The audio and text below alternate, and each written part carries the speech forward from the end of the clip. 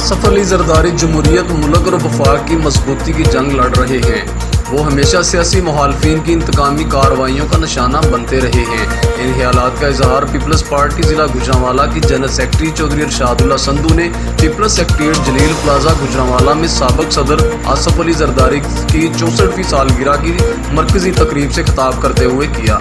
उन्होंने कहा है कि आसफ अली जरदारी ने मुल्क में जमहूरियत आइन की बहाली और इस्तेहकाम की खातर अहम किरदार अदा किया और मुफाहमत की पॉलिसी अपनाई, जिसकी वजह से आज मुल्क में जमहूरियत राइज है।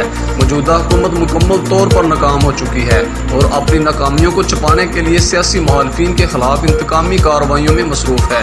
हुक्मरान आसफ अली जरदारी के खिलाफ झूठे और बेबुनियाद मुकदमात बनाकर उन्हें ब्लैकमेल करने की कोशिश कर रहे हैं, जिसमें उन्हें मायूसी होगी। तकरीब से डॉक्टर शेर मोहम्मद अली अंसारी, सरफराज अहमद शाही, राना मोहम्मद अयूब, मलिक फारूक, मुरातब अली शाही, राना जवेद व दीगर ने भी खिताब किया।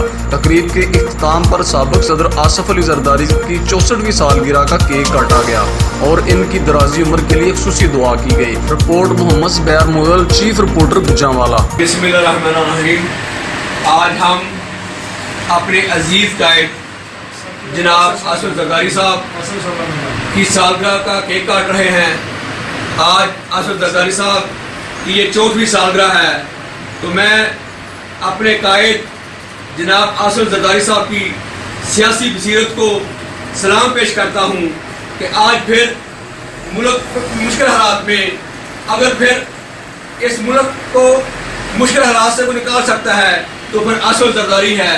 आसफ जरदारी ने हमेशा पाकिस्तान की मजबूती के लिए, हमेशा जमहूरियत की मजबूती के लिए, हमेशा अवाम की मजबूती के लिए और हमेशा सियासी जमातों की मजबूती के लिए जद्दोजहद की है।